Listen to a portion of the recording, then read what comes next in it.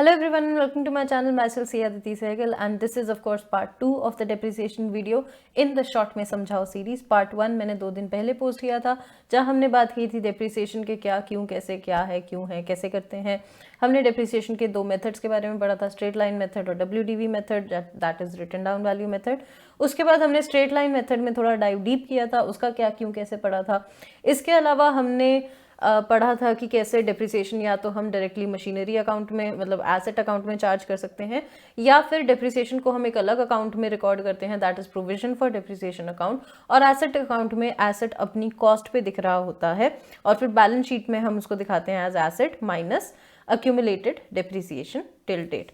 Right, ये सब हमने पढ़ लिया था. हमने क्वेश्चन सॉल्व किया था स्ट्रेट लाइन मेथड से कि जब straight line method of depreciation है, एसेट परचेज और सेल हो रहा है, provision for depreciation account maintain हो रहा है, तो हम कैसे डिप्रिसिएशन की अकाउंटिंग करते हैं. ये सब हमने लास्ट लेक्चर में सीखा था.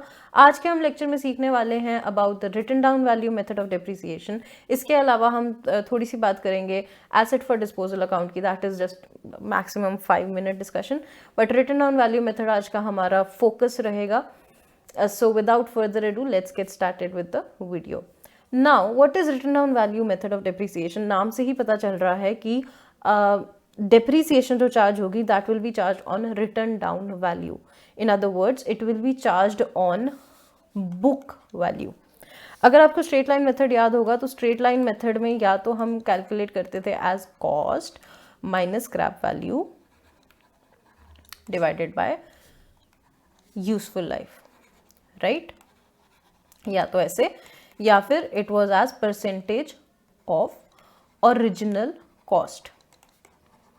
एंड द खर्चा of depreciation use to be same for all the years, right, unless and until की साल के बीच में कोई ट्रांजैक्शन हो रही है तो हम टाइम फैक्टर कंसिडर कर लेते थे, otherwise it use to be same for all the years. Right, अगर सपोज 1.5 लाख का एसेट है और हम बोलते हैं depreciation is 10% on original cost, तो हर साल हम 15,000 की डिप्रिसिएशन का खर्चा रिकॉर्ड करते थे. Right, written down value method में क्या होता है, एक फिक्स्ड रेट होता है जो हम लगाते हैं बुक वैल्यू पे, that is cost minus depreciation. Book value मैंने आपको बताया था cost minus depreciation till date. ठीक है, दैट मीन्स अगर आपका पहला साल है एसेट का और एसेट 1.5 लाख का है और रेट इज 10%, तो फर्स्ट ईयर में आपने 15,000 डिप्रिसिएशन चार्ज कर ली, तो साल के एंड में आपकी बुक वैल्यू कितनी रह गई एसेट की, cost minus depreciation, that is 1,35,000. ठीक है, तो अगले साल के लिए आपकी बुक वैल्यू इज 1,35,000.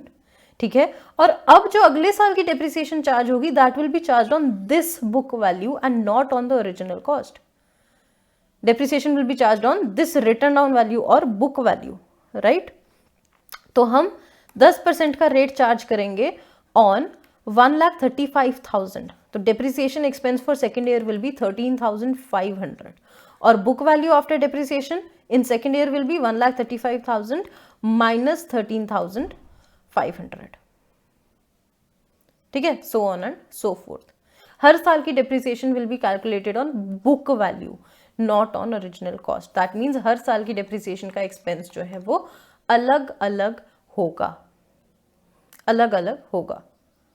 ठीक है, this method is fairly simple क्योंकि इसमें फिक्स्ड रेट होता है डिप्रिसिएशन का जिसको हम चार्ज करते हैं बुक वैल्यू पे. स्क्रैप वैल्यू वगैरह का कोई इसमें इशू नहीं है. ठीक है, डिप्रिसिएशन का खर्चा हर साल वेरी करेगा.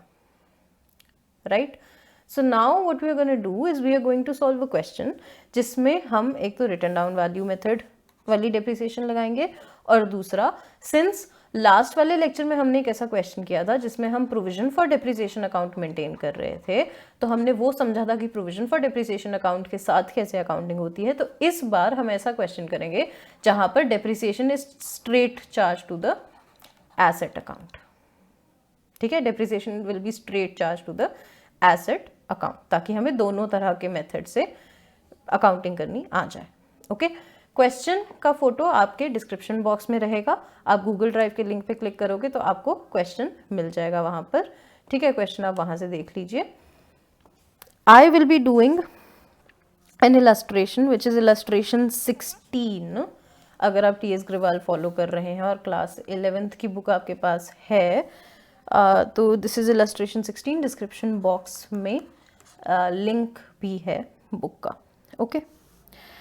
So the question is, Dovra Brothers purchased on 1st April 2015 a second-hand machinery for 36,000 and spent 4,000 on its installation.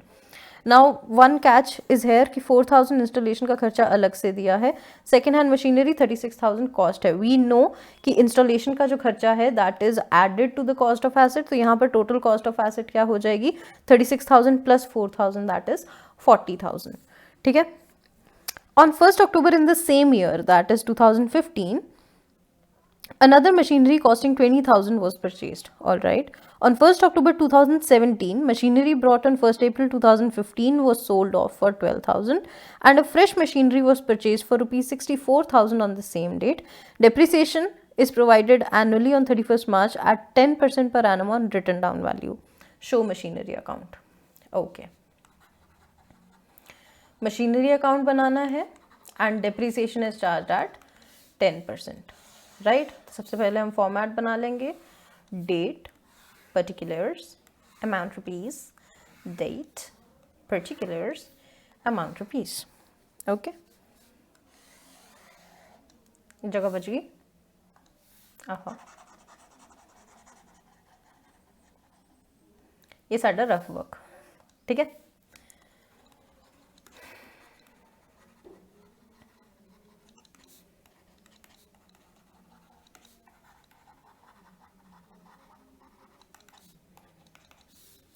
सबसे पहले 1st अप्रैल 2015 को हमने परचेज की है. ठीक है. टू बैंक हमने ट्रिक क्या बताई थी लास्ट टाइम? जब भी मशीन परचेज करें, मल्टीपल मशीनरीज हैं तो मशीन को हम लेबल करेंगे. This is our M1 machine 1. ठीक है. 36,000 plus 4,000. Right. This will be 40,000. Okay. Then on 1st October in the same year another machinery is purchased for 20,000. तो to bank machinery 2 20,000. We approach year end. हम लगाएंगे depreciation at the rate of 10%. M1 M2 को अलग से लगा देंगे. ठीक है. 1st April 2015 को परचेज थी M1, इसमें तो पूरे साल की लगेगी. 10% on 40,000 that is 4,000. For M2 ये हमने साल के बीच में खरीदी है तो अक्टूबर, नवंबर, दिसंबर, जैन, फेब, मार्च 6 महीने की लगेगी. 20,000 पे into 10% into 6/12. Okay, that is 1,000. Total depreciation का खर्चा is 5,000. By balance carried down कर दो. For M1 this is 40,000 minus 4,000 that is 36,000 and for M2 this is 20,000 minus 1,000 that is 19,000. सो हमारा टोटल हो जाएगा 55,000. ओके. ईयर 1 हमारा यहाँ पर खत्म हो गया. We move down to year 2. Line extend. Now remember, since यहाँ पर provision for depreciation account नहीं maintain हो रहा है, depreciation is being charged to the asset itself. ठीक है. To balance brought down. Now this जो brought down हो रहा है, this is your book value. Book value not original cost. ठीक है. Now book value at the start of year 2 for M1 this is 36,000, for M2 this is 19,000. Right. 2016 में कुछ भी नहीं हुआ तो 31st मार्च 2017 को सीधी डेप्रिसिएशन चार्ज कर देंगे. ठीक है. Normal year. M1 पे अब depreciation eight 10% will be charge on book value. What is book value? 36,000 तो 3600. और M2 की बुक वैल्यू क्या है? 19,000. तो depreciation will be 1900. Okay. So total depreciation will be 5500. Total कर दिया. और अब हम करेंगे बैलेंस कैरेट डाउन. देख रहे हो ये जो डेप्रिसिएशन चार्ज किया हमने 10%, that is not on 40,000. Now that is on written down value which is 36,000 and 19,000 and not on original cost. This is WDV method at play right here. Okay. Balance carry down कर दो. M1 32,400. ठीक है. और M2 आपका 17,100. ठीक है. Total कितना हो गया? टोटल हो गया आपका 49,500। ठीक है, दूसरा साल आपका खत्म हो गया। लाइंस एक्सटेंड कर दो। अब ये साल में है एक्शन, क्योंकि इस साल में हो रही है मशीनरी सेल, तो केयरफुली क्वेश्चन करेंगे आगे। ठीक है, डरने वाली बात नहीं है, भाई आपका इधर ही है। ठीक है, 1 अप्रैल 2017 बैलेंस ब्रॉट डाउन करेंगे हम। To balance brought down, M1 it is 32,400, M2 this is 17,100। ठीक है, चलो अब बोल रहा है on 1 October 2017 machinery brought on 1 April 2015 was sold off for 12,000। Okay, 1 October 2017। सबसे पहले तो सेकेंड लाइन में हम लिख देंगे बाय बैंक कितना, 12,000। ठीक है, अब सेल की है तो हमें सबसे पहले देखनी पड़ेगी कि भैया इसमें गेन हुआ या लॉस, है ना। अब गेन या लॉस निकालने के लिए हमें क्या करना पड़ेगा, बुक वैल्यू तक पहुंचना पड़ेगा। M1 की book value as on 1 October 2017, और वो कैसे निकलेगा, value as on 1 April 2017 minus depreciation till date, that is depreciation till 1 October 2017। Right, अब डेप्रिसिएशन कैसे निकलेगी, M1 की वैल्यू ऑन 1 अप्रैल कितनी है, 32,400। ठीक है, इस पे 6 महीने की डेप्रिसिएशन लगेगी, है ना, at the rate of 10%। Right,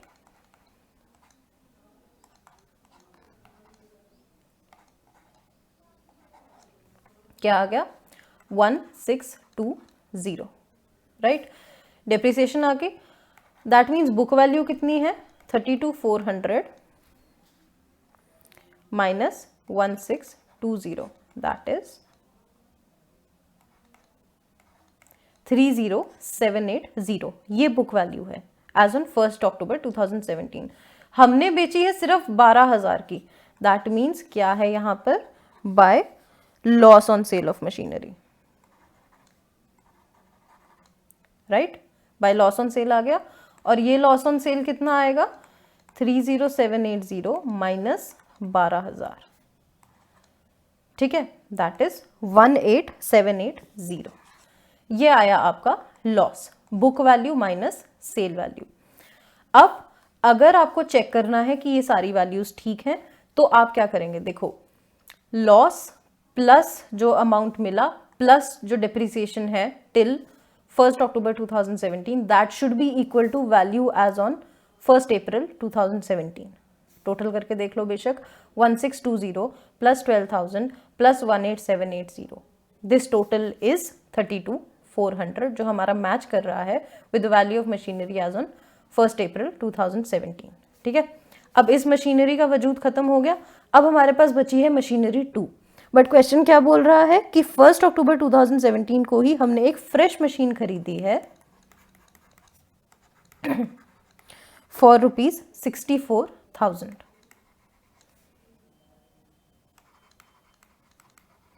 for ₹64,000। तो ईयर एंड में दैट इज 31 मार्च 2018 को हम डेप्रिसिएशन चार्ज करेंगे। ठीक है, ऑन बची हुई machines that is M2 and M3। M2 पे तो पूरे साल की चार्ज हो जाएगी 17,100 पे, 10% दैट इज 1710।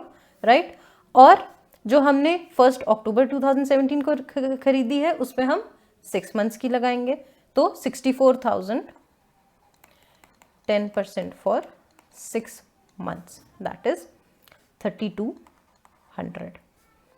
टोटल डेप्रिसिएशन कितनी हो जाएगी, 4,910। और हम करेंगे फिर इसका बैलेंस कैरी डाउन। ठीक है,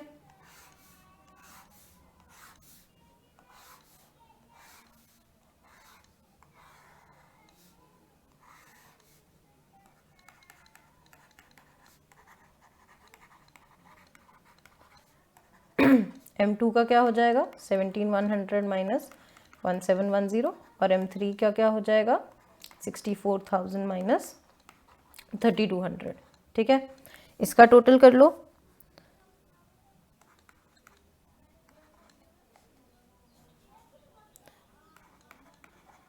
ये आ गया इसका टोटल। ठीक है, ये है आपके balance carried down for both machines. Account कर दो ख़त्म, ये रहा आपका अकाउंट। और ये है आपकी मेथड ऑफ अकाउंटिंग। डिप्रिसिएशन को हम एसेट अकाउंट में ही चार्ज कर रहे हैं, और किस वैल्यू पे चार्ज कर रहे हैं, हम चार्ज कर रहे हैं रिटर्न डाउन वैल्यू पे। ट्रिक क्या है एसेट की सेल का, आपने ख़त्म करना है एसेट, ठीक है, तो सबसे पहले हम as on date of sale तक की बुक वैल्यू तक पहुंचाएंगे उसको, फिर हम सेल वैल्यू में से माइनस करेंगे देखने के लिए कि गेन हुआ या लॉस हुआ। ठीक है, अगर लॉस है तो वो क्रेडिट साइड पे दिखाएंगे, गेन है तो वो डेबिट साइड पे रिकॉर्ड होगा। ठीक है, और बाकी बची हुई मशीन को हम वैसे ही कैरी फॉरवर्ड करेंगे कि भैया साल के एंड पे उस पर डिप्रिसिएशन लगा रहे हैं। अगर साल के बीच में मशीन खरीदी है तो फॉर पर्टिकुलर टाइम पीरियड ही हम उस पर डिप्रिसिएशन लगाएंगे। ठीक है, this was your return down value method. I hope आपको ये समझ आया हो। और अब एक लास्ट हमारा रह गया है एसेट फॉर डिस्पोजल अकाउंट। नाम से ही पता चल रहा है ये अकाउंट हम तब खोलते हैं जब हम कोई एसेट बेच रहे होते हैं। तो इसमें हम क्या करते हैं कि सपोज जैसे मशीनरी अकाउंट बन रहा है, ठीक है, मशीनरी अकाउंट बन रहा है, यहाँ पर प्रोविजन फॉर डिप्रिसिएशन अकाउंट बन रहा है। ठीक है, तो हम क्या करेंगे, हम जौन सी मशीन बिक रही है, जैसे सपोज हमारे पास ब्रॉड डाउन आ रहा है 1 लाख का, ठीक है, फिर हमने एक मशीनरी खरीद ली 5 लाख की। ठीक है, अब सपोज अगर क्वेश्चन बोलता है कि 1 लाख की मशीनरी हम सेल कर रहे हैं, ठीक है, 1 लाख की मशीनरी हम सेल कर रहे हैं, तो वो सारी हम अकाउंटिंग यहाँ मशीनरी अकाउंट में नहीं रिकॉर्ड करेंगे, हम सीधा उस अमाउंट को ट्रांसफर कर देंगे एसेट फॉर डिस्पोजल अकाउंट में। अब वो अगर मशीनरी है तो वो मशीनरी डिस्पोजल आ जाएगा, अगर वो कुछ भी है, कोई भी एसेट है, तो by that asset for disposal account, और उतना अमाउंट हम वहाँ ट्रांसफर कर देंगे। वैसे ही प्रोविजन फॉर डिप्रिसिएशन में आपकी डिप्रिसिएशन आ रही है, ठीक है। अगर क्वेश्चन बोलता है कि हाँ इतना एसेट हमारा जो है हम बेच रहे हैं, तो उसकी कॉरेस्पॉन्डिंग डिप्रिसिएशन भी हम प्रोविजन फॉर डिप्रिसिएशन अकाउंट से ट्रांसफर कर देंगे to asset for disposal account. और एसेट फॉर डिस्पोजल अकाउंट में एक तरफ आपकी आ जाएगी मशीनरी की वैल्यू, ठीक है, ये वाला जो आपने मशीनरी का वैल्यू ट्रांसफर किया, एक तरफ आ जाएगी आपकी प्रोविजन फॉर डिप्रिसिएशन सारी, जो आपने डिप्रिसिएशन यहाँ पर ट्रांसफर की, पहुँच गया बुक वैल्यू तक। फिर आप यहाँ पर जो आपको सेल पे पैसा मिल रहा है एसेट का, वो रिकॉर्ड करेंगे, ठीक है, और फिर कोई गेन या कोई लॉस हो रहा है तो वो हम करेंगे।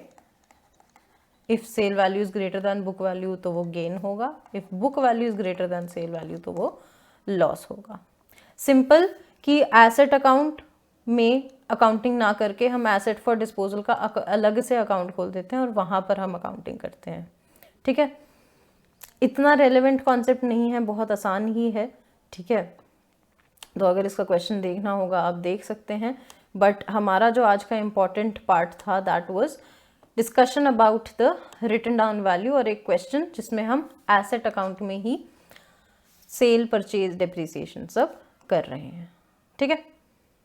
So this was all about your depreciation. अब हम सारा कवर कर चुके हैं, क्या, क्यों, कैसे, provision for depreciation account, without provision for depreciation account, SLM method, WDV method. I hope आपको ये समझ आया, आई होप आपका डिप्रिसिएशन का कॉन्सेप्ट अब क्लियर हो जाएगा, and you can write your feedback in the comment section. I really appreciate all your comments, जब भी आप लिखते हैं बहुत अच्छा लगता है। तो make sure you fill up that comment section, like this video, share with your friends, subscribe to my channel, and I'll see you guys in the next video. Till then, bye bye, stay safe, stay healthy.